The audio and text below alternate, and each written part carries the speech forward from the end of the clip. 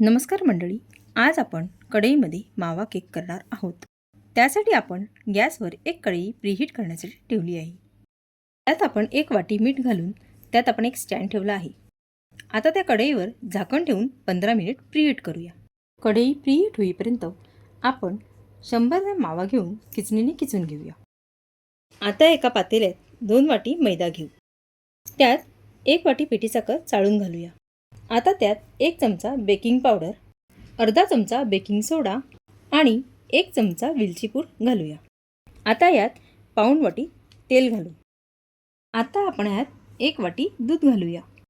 हे बघा, आपण हे मिश्रण क्लॉकवाईज हलक्या हाताने मिक्स करूया। मिश्रण जास्त ढवळायचे नाही, जास्त ढवळल्यास केक कडक होईल। आता आपण केकचा टीन तयार करणार आहोत। केकच्या टीनमध्ये एक छोटा चमचा ऑइल टाकून पूर्ण टीनला आतल्या बाजूने ऑइलने ग्रीस करूया। नंतर त्यात 1 चमचा मैदा टाकून हलक्या हाताने टीनला मैदा पसरवून घेऊया। टीनला मैदा पसरवून झाल्यानंतर जो एक्स्ट्रा मैदा आहे तो आपण काढून टाकूया।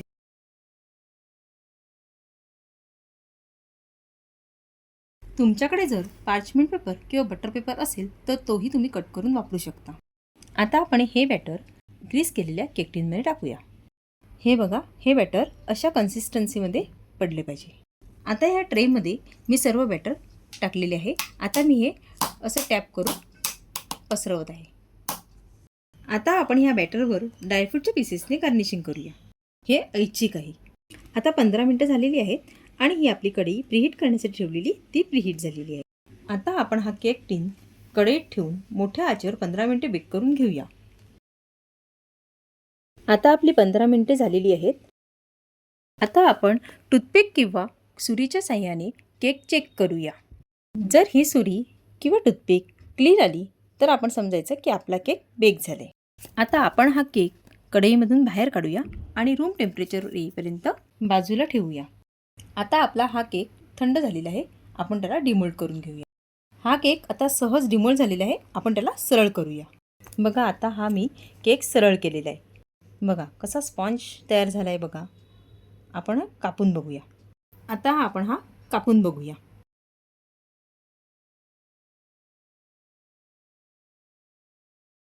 बघा, हा केक किती आपला सॉफ्ट झाला आहे।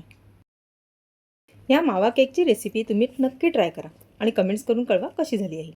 रेसिपी आवडली असेल तर या व्हिडिओला लाईक, शेअर आणि चॅनलला सबस्क्राईब करून बेल आयकॉनवर क्लिक करायला विसरू नका, म्हणजे पुढील सर्व व्हिडिओ नोटिफिकेशन तुम्हाला येत राहतील। थँक्यू।